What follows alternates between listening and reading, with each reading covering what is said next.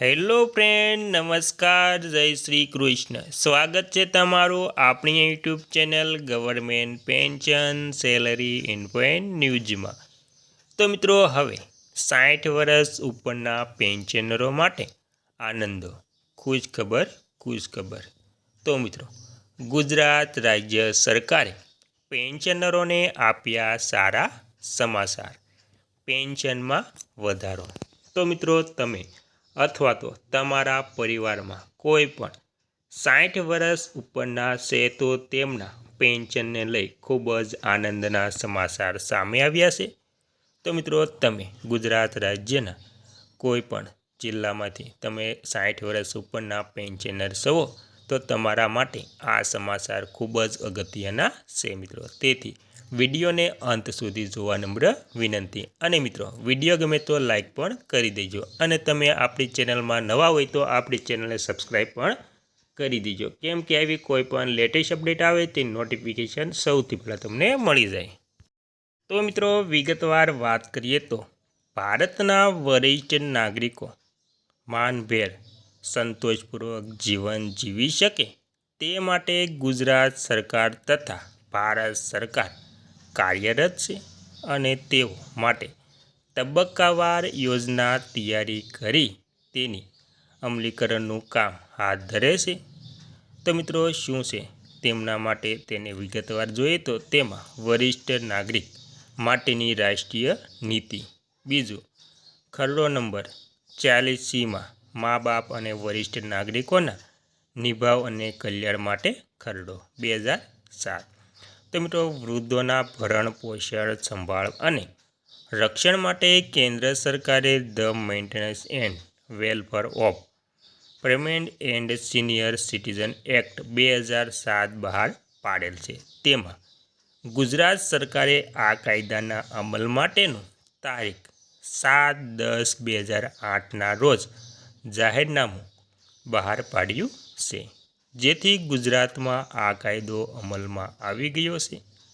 સરકાર કાયદાના અમલીકરણની જોગવાઈ અંગેના નિયમો ઘડી કાઢ્યા છે અને ટ્રિબ્યુનલની રચના પણ કરી છે, જેથી તરછોડાયેલા વૃદ્ધો તેમના સંતાનો વિરુદ્ધ ફરિયાદ કરી શકે।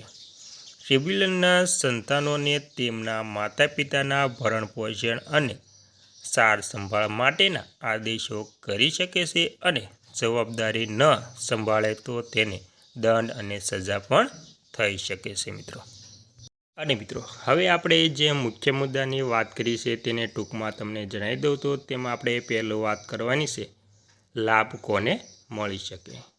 ત્યારબાદ મિત્રો, બીજું છે મળવાપાત્ર સહાય, અને ત્રીજું છે અરજી ક્યાંથી મળે, ચોથું છે અરજીપત્રક સાથે કયા કાગળો એટલે કે આધાર પુરાવા જોડવા અને ફોર્મ ભરીને ક્યાં આપવું।